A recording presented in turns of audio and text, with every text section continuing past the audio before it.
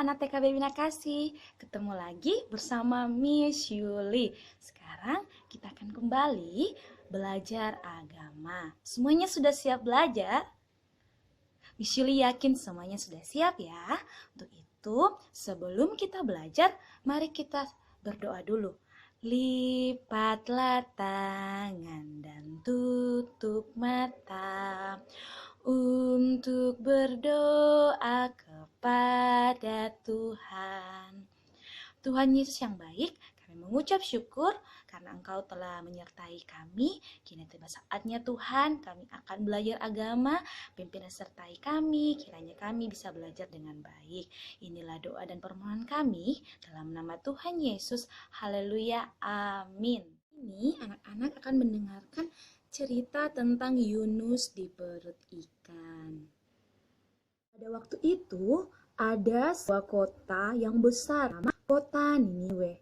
Tetapi orang-orang di sana itu sangat jahat. Untuk itu, Tuhan mengutus seseorang untuk pergi ke sana. Yaitu Tuhan mengutus Yunus untuk pergi ke Niniwe agar orang-orang Niniwe bertobat. Tetapi Yunus tidak mematuhi perintah Tuhan. Yunus melarikan diri. Dia pergi ke kota Tarsis. Pada waktu dia pergi menuju ke kota Tarsis, dia menaiki sebuah kapal layar. Dan apa yang terjadi di pertengahan laut itu, tiba-tiba Tuhan menurunkan badai besar sehingga kapal itu hampir hancur. Kenapa seperti itu? Karena Yunus tidak mematuhi perintah Tuhan. Yunus malah pergi ke tempat lain. Dan pada waktu itu para penumpang mengetahui siapa penyebab badai besar. Lalu mereka membuang Yunus ke laut. Dan bukan cuma mendatangkan badai saja, Tuhan pun menghukum dia. Tiba-tiba Tuhan mengirimkan ikan besar untuk menelan Yunus. Wow, dia dimakan ikan hidup-hidup. Dan pada waktu itu Yunus pun mulai bertobat, mulai sadar. Dia pun berdoa kepada Tuhan selama 3 hari lamanya dalam perut ikan. Dan dia berdoa kepada Tuhan untuk meminta dia diselamatkan agar dia dikeluarkan dari perut ikan itu.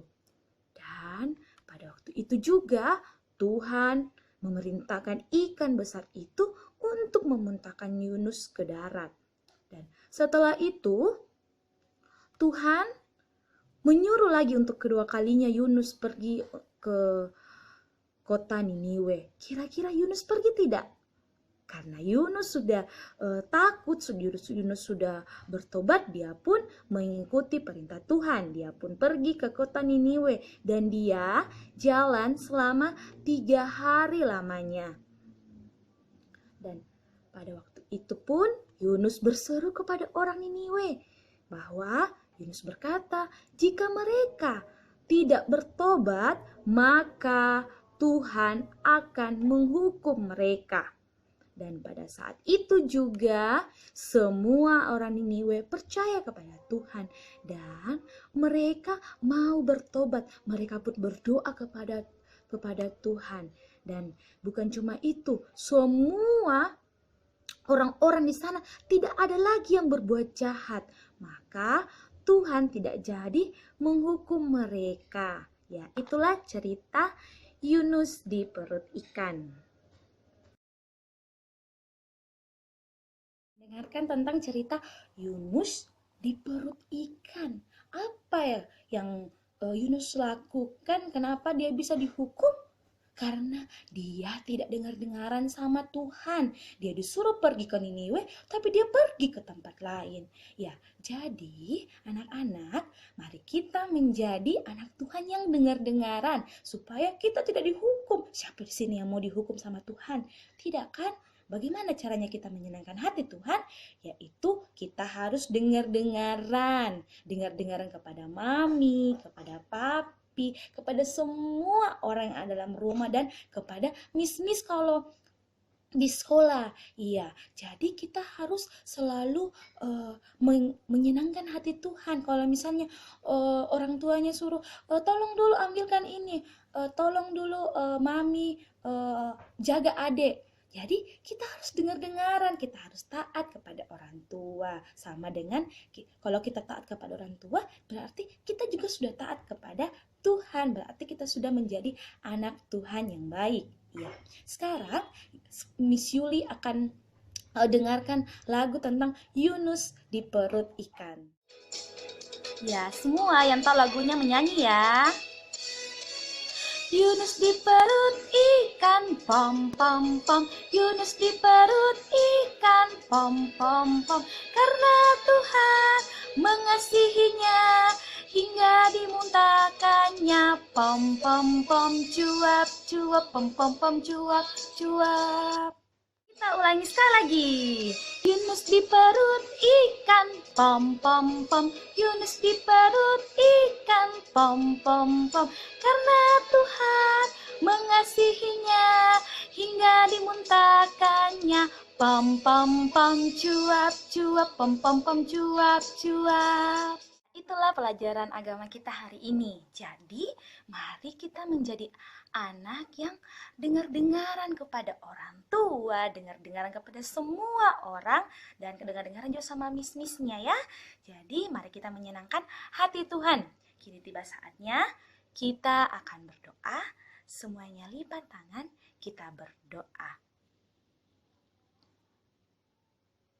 Ya Tuhan, terima kasih karena Tuhan sudah memberi kesempatan buat anak-anak-Mu belajar agama pada hari ini. Kiranya Tuhan, pelajaran hari ini bisa berkenan bagi anak-anak-Mu dan ajarlah anak-anak-Mu untuk selalu dengar-dengaran dan taat kepada-Mu Tuhan.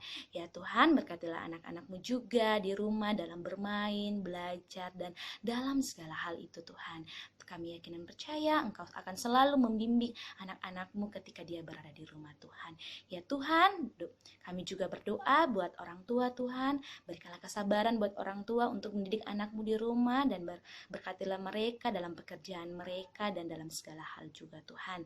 Ya Tuhan, tolong kami, jauhkanlah kami dari pandemi virus corona ini Tuhan, kiranya Engkau bisa memulihkan kota kami sehingga kami bisa bertemu kembali dan bisa belajar bersama-sama di sekolah Bina Kasih Tuhan. Ya Tuhan, kami yakin percaya Engkau akan memulihkan kota kami ini Tuhan. Ya Tuhan, inilah doa dan permohonan kami Tuhan dalam nama Tuhan Yesus. Haleluya. Amin. Oke, sebentar. Setelah mendengarkan video ini, anak-anak harus mengerjakan tugas. Tugasnya apa ya? Tugasnya yaitu menggambar ikan besar yang di dalamnya ada orang. Jadi orangnya itu kita anggap sebagai Yunus yang ada di perut ikan. Oke, semuanya harus menggambar dengan kreatif mungkin ya.